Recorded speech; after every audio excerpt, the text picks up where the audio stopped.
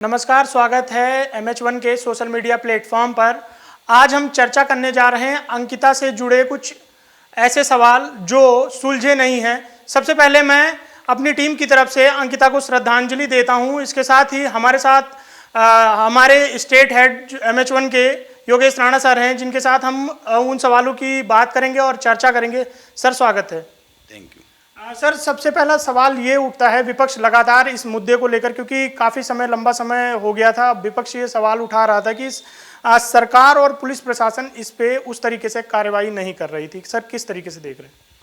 देखिए, सबसे पहले तो जो अंकिता हत्याकांड हुआ है, ये बहुत ही दुर्भाग्यपूर्ण घटना है और इसने उत्तराखंड की कई सारी व्यवस्थाओं को, उत्तराखंड सरकार को कई सारे मामलों में अलार्मिंग देने का काम किया है। इस पर हम एक बात करेंगे, लेकिन अगर विपक्ष की बात करें तो देखिए, विपक्ष तो चीज़ों को उठाएगा। विपक्ष का काम है सरकार के कामों की समीक्षा करना और सरकार सही काम कर रही है या नहीं काम कर रही है उसकी निगरानी करना। तो विपक्ष ने इसमें एक अच्छा काम करता हुआ विपक्ष दिखा है। सरकार पर, सरकार के साथ साथ पुलिस तंत्र पर दबाव बनाता हुआ दिखा है। ये विपक्ष का काम है और ये विपक्ष को करना भी चाहिए। हरीश रावत ने इसको लेकर बहुत सारे सवाल उठाए हैं, लगातार सवाल उठाए हैं और अन्य जो कांग्रेस के लोग हैं, यूकेडी ने भी इस पे अच्छा काम किया है। लेकिन इसमें एक सबसे बड़ी बात जो ये है कि जो सवाल उठ रहे हैं उसको लेकर इसने 2-3 व्यवस्थाओं को उजागर किया है इस पूरे मामले ने। एक, राजस्व पुलिस को लेकर, इसमें कोई दो राय नहीं है। शुरू में इस मामले में शुरू की जो 3-4 दिन रहे हैं, 18 तारीख से लेकर और जो 22 तारीख तक, उसमें लापरवाही हुई है और लापरवाही का सबसे बड़ा सबूत तो ये है कि पटवारी को निलंबित किया गया। दूसरी बात, इसमें सबसे बड़ी बात है जो उत्तराखंड में जो भूमि की लूट है, रिजॉर्ट है और उनमें हो रही गतिविधियां है, तो उनमें जो गतिविधियां हो रही है उसको जांचने के एक तंत्र की आवश्यकता आन पड़ी है। ये भी एक बहुत बड़ा सवाल है। सर, मैं ये जानना चाहूँगा, क्योंकि 22 साल का उत्तराखंड होने जा रहा है, पुलिस लगातार अपडेशन का काम किया जाता है कि पुलिस अपडेट की जाए, उसी में राजस्व पुलिस भी आती है। क्या ऐसा नहीं लगता है कि राजस्व पुलिस को भी अपडेट करना चाहिए? उन्हें कुछ ऐसी चीज़ें, उन्हें ऐसी कमांड पकड़ा देनी चाहिए जिससे कि ये कार्रवाई और तेज़ी से गतिमान हो सकती थी और बढ़िया से काम हो सकता था।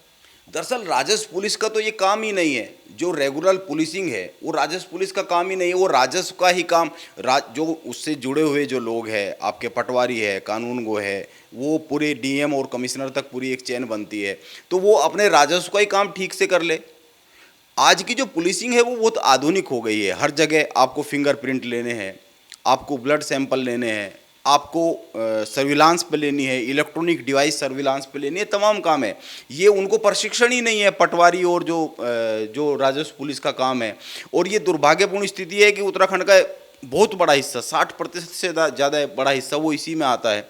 तो ये एक बहुत गंभीर सवाल है। और इसी तरह यहाँ के प्रदेश के टूरिज्म को लेकर भी है।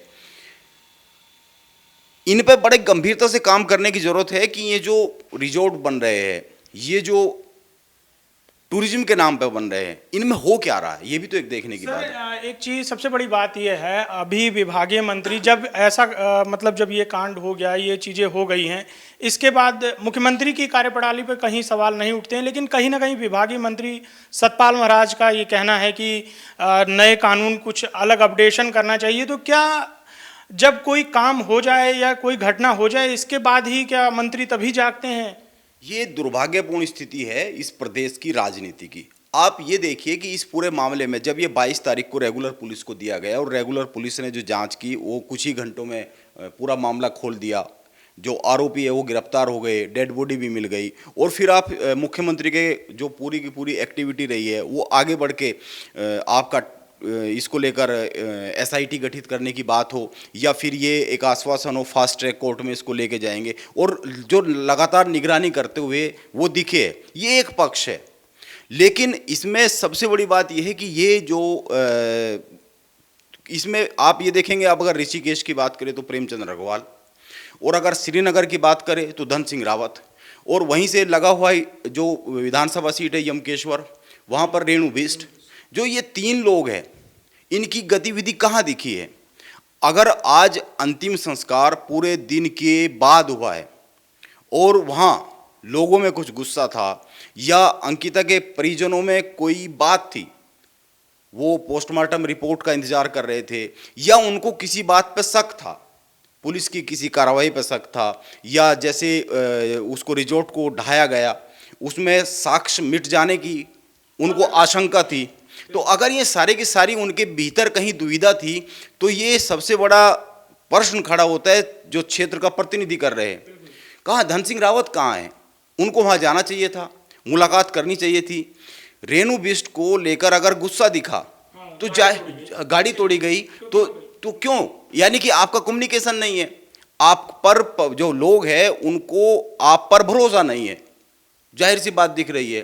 तो इसमें मैं ये मान के चलता हूँ कि अगर शाम होने से पहले वो अंतिम संस्कार के लिए परिजन तैयार हो जाते और बाकी लोग भी हो जाते तो ये सीधे सीधे जो मुख्यमंत्री ने लगातार इस पर काम किया, लगातार वो बात करते रहे, लगातार वो कहते रहे कि ये दुख जो अंकिता के पिता का और भाई का है ये पहाड़ सा दुख है, इसकी कोई ये अकल्पनीय है, इसमें कोई दो राय नहीं है। लेकिन ये सवाल खड़ा होता है और सवाल तो और भी बहुत सारे खड़े होते हैं, जैसे रेखा आर्या को लेकर है। बिल्कुल, महिला बाल विकास मंत्री हैं, 5 दिन बाद वो ऐसे ट्वीट करते हैं तो कहीं ना कहीं 5 दिन बाद उनका ट्वीट आता है, यानी कि आपको पता नहीं है कि प्रदेश में क्या इतनी बड़ी घटना घट गई है। और सतपाल महाराज को लेकर तो सबसे पहले भाई अब आप किसी घटना के बाद जाग रहे हैं और ये कौन तय करेगा कि आप जाग गए हैं? ये भी तो हो सकता है कि आपने एक बयान जारी किया, उन्होंने तो पहले भी घटना के बाद भी मैं देख रहा था उनका एक वीडियो बयान भी आया है, और अब आप कह रहे हैं कि हम समीक्षा करेंगे, कुछ सख्त कानून बनाएंगे।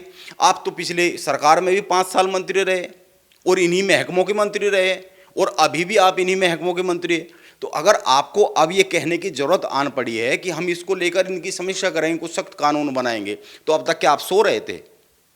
तो ये बहुत एक राजनीतिक जागरूकता का भी सवाल है, व्यवस्थाओं के समीक्षा का भी सवाल है, दोनों सवाल है, और ये एक कोऑर्डिनेशन का भी सवाल है। ये मैं ये कहता हूं कि कई सारे लोग सरकार से जुड़े हुए इसमें उनका राजनीतिक फेलियर है। अगर श्रीनगर में उनको जाना चाहिए था, बिल्कुल जाके बात करते, वो उनके लोग हैं, उनकी विधानसभा है। तो ये एक बड़ा सवाल है और इसमें कोई दो राय नहीं है कि पुलिस तंत्र ने इसको बहुत तेजी से हल की तरफ ले जाती हुई पुलिस दिखी है उत्तराखंड की। राजस्व पुलिस से जो नुकसान हुआ है पहले के 3-4 दिनों में, उसको बाद में रेगुलर पुलिस ने उसको काम करने का काम किया है, इसको हल करने का काम किया है, इसमें एक दिशा बनाने का काम किया है। और ये अगर देखे विपक्ष को लेकर या फिर उनको लेकर, तो वो विपक्ष का काम है, वो अपना काम करते हुए दिखे तो वो दबाव बनाएंगे। लेकिन सर एक चीज़ ये मैं बार बार यही पूछ रहा हूँ कि महिला सशक्तिकरण की बात की जाती है, रेखा आर्य उस समय पे कहाँ थी जब ये इतनी बड़ी घटना हो गई? ना कोई उनका बयान आता है, ना वो कोई अपना बयान जारी करती हैं। सर इसको किस तरीके से देखा जाए? महिलाओं को सशक्त बनाने की बात सरकार भी करती है, तो कहीं ना कहीं एक तरीके से विभाग भी एक कटघरे में आ रहा है। देखिए बिल्कुल आ रहा है। अगर आप आज की सोशल मीडिया की पूरी गतिविधियां देखेंगे तो मैंने तो आज में सैकड़ों की तादाद में ऐसे ट्वीट देखे जो रेखा आर्या को लेकर सीधे सीधे उनको संबोधित करते हुए सारे ट्वीट है सोशल मीडिया पे, और उनको कह रहे हैं कि आपको 5 दिन बाद ये समझ में आया कि संवेदना व्यक्त करनी चाहिए। ये कमाल की बात है। और मैं बार बार कहता हूँ कि उत्तराखंड की राजनीति को बदलना चाहिए, चेतना उत्तराखंड की राजनीति में आनी चाहिए। हालांकि ये भी एक सच है कि ये जो पिछले 3-4 महीने का कार्यकाल है, इसमें मुख्यमंत्री बहुत सारी चीज़ें करते हुए दिख रहे हैं, इसमें कोई दो राय नहीं है। आप ये जो विधानसभा का प्रकरण है ये भूलना नहीं चाहिए कि उन्होंने चिट्ठी लिखी थी, तभी ये जांच शुरू हुई थी, रितु खंडूरी ने तभी ये जांच शुरू की थी। और भी कई सारे अधीनस्थ सेवा चयन आयोग का मामला है। तो उत्तराखंड में 2 विषय बहुत महत्वपूर्ण है। एक ये जो यहाँ की संपदा को लूटने का, यहाँ की ज़मीनों को लूटने का काम कर रहे हैं, उसको लेकर एक जागृति कानून के तौर पर आनी जरूरी है, बदलाव आने जरूरी है। और दूसरा राजनीतिक सुचिता। जब तक ये आप 22 सालों से आपको उत्तराखंड के हर हिस्से में लोग कहते हुए मिल जाएंगे कि अफसरों ने उत्तराखंड को उस तरीके से आगे नहीं बढ़ने दिया। अफसरों और नेताओं ने मिल के गठजोड़ करके उत्तराखंड की तरक्की में बाधा पैदा की है। मैं कहता हूं कि राजनीतिक चेतना जगाने का काम किस शख्सियत ने पॉलिटिकल उत्तराखंड में पिछले 22 साल में किया है? एक भी नहीं है। थोड़ा बहुत अब होता हुआ दिख रहा है, ये भी एक विचारणीय बिंदु है। सर मैं लीग से थोड़ा सा हट के, मतलब अगर एक बात की जाए, भू कानून की बात की जाए, जो घटना हुई है, अगर भू कानून सख्त तरीके से होता तो क्या ये घटना होती? देखिए, इसके दो पहलू हैं। पहली बात यह है कि भू कानून होता तो ये घटना इसीलिए रुक सकती थी क्योंकि वहाँ रिजॉर्ट बनता कि नहीं बनता, ये एक बहुत महत्वपूर्ण है। वो मानक होते, वो उस जमीन पे बना पाते कि नहीं बनाते, ये एक दूसरी बात है। दूसरा, कोई एक ऐसा तंत्र नहीं है कि जो ये इतने बड़े बड़े होटल, आलीशान बंगले और ये सब चीज़ें बन गए, इनकी निगरानी का कोई तंत्र नहीं है। तो ऐसा तो नहीं है कि ये कोई इस तरह का राह चलते कोई अपराध हुआ है। ऐसा भी नहीं है कि ये किसी के अंदर इंडिविजुअल ये कोई पारिवारिक मामला ये इस तरह का हुआ है। वहाँ लंबे समय से जिस तरह की जो फ़ोन कॉल्स के ऑडियो आ रहे हैं और जो अंकिता भंडारी की जो अपने साथियों से उन्होंने व्हाट्सएप पर बात की है, वो जो चैट सामने आ रही है, ये पता लग रहा है कि वहाँ तो पता नहीं किस तरह की अनैतिक गतिविधियां चल रही थी। और अनैतिक गतिविधियां तो ये क्या है, ये एक संगठित अपराध होने का वहां काम हो रहा था। और ये अचानक घटी घटना नहीं है, ये संगठित अपराध की श्रेणी में आती है और ये तो सर्विलांस पे आना चाहिए। और इस तरह की गतिविधि अगर कहीं दूसरी जगह भी हो रही है तो वो भी सर्विलांस पे आना चाहिए। और वो कैसे आएगा? वो तंत्र से आएगा। यानी कि कोई एक ऐसा सिस्टम नहीं है, कोई ऐसा तंत्र नहीं है कि यहां जो पर्यटन के नाम पे या फिर पर्यटकों को लुभाने के नाम पे ये बहुत सारे ऐशगाह बन गई है, इनकी जांच पड़ताल का काम कौन करेगा? हालांकि मुख्यमंत्री पुष्कर सिंह धामी ने अभी बड़ी सख्ती दिखाते हुए कई जगह जांच के आदेश दिए हैं, मुक्तेश्वर में, हरिद्वार में और भी कई जगह रिजॉर्ट, हाँ कई जगह हुई है। लेकिन ये कार्रवाई क्षणिक या कुछ हफ्ते की या कुछ दिनों की या कुछ घंटों की नहीं, ये इसमें निरंतरता जरूरी है। और निरंतरता से भी जरूरी एक सिस्टम है। किसी भी चीज को रोकने के लिए एक सिस्टम काम करता है, ये बहुत जरूरी है। तो आज हमारे साथ चर्चा में योगेश राणा सर मौजूद थे, जिन्होंने अंकिता के मामले को लेकर कुछ अनसुलझे जो प्रश्न थे उनका जवाब दिया। आगे के लिए फिर नए एपिसोड के साथ हम हाजिर होंगे। Naveen Shukla, MS prime news, Dehradun.